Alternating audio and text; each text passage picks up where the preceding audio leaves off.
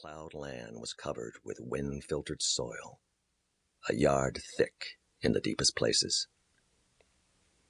2/3 of his farm was wiped out. 2/3 of it was erased into permanent sterility, and the work of nearly 10 years was entombed.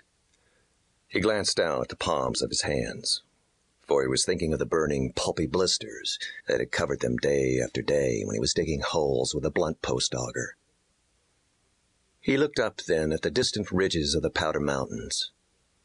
10 years before, in the morning light, he had been almost able to count the great pines which walked up the slopes, but the whole range had been cut over in the interim, and the thick coat of forest which bound with its roots the accumulated soil of 1,000,000 years had been mowed down.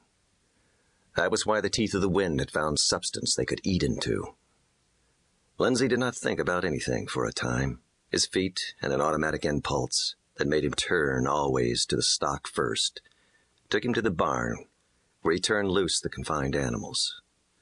Even the mules were glad enough to kick up their heels a few times, and 15 years of hard living could not keep Mustard from exploding like a bomb all over the pasture, bucking as though a ghost were on his back, and knocking up a puff of dust every time he hit the ground.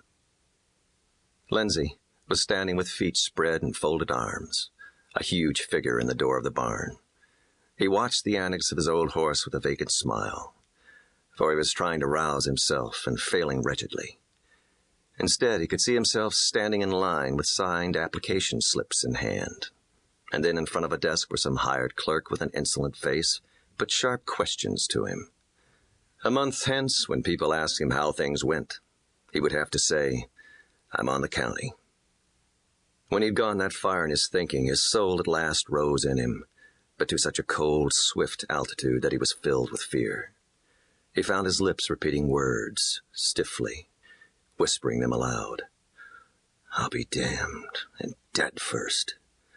The fear of what he would do with his own hands grew stronger and stronger, for he felt that he had made a promise, which would be heard recorded by that living inmost God of all honest men, his higher self.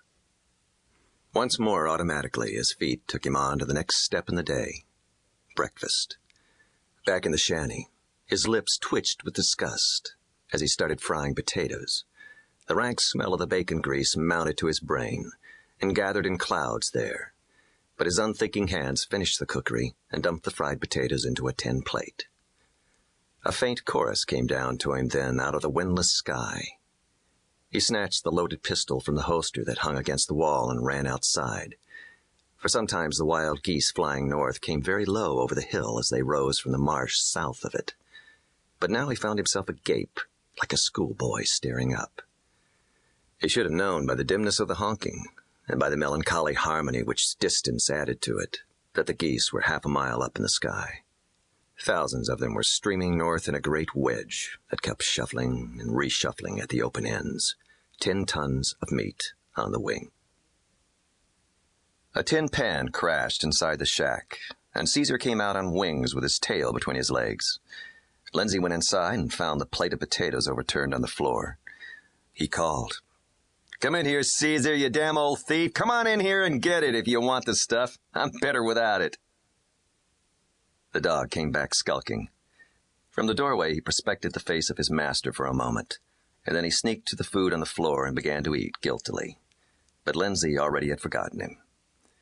All through the hollow, which a week before had been a shining trimmer of yellow-green wheat stalks, the rising wind of the morning was now stirring little airy whirlpools and walking ghosts of dust that made a step or two and vanished. It seemed to Lindsay that he endured long enough. He was 35. He had 25 years of hard work behind him.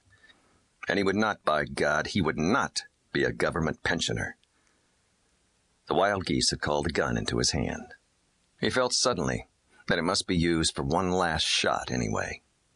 As for life, there was a stinking savor of bacon that clung inevitably to it. He looked with fearless eyes into the big muzzle of the gun.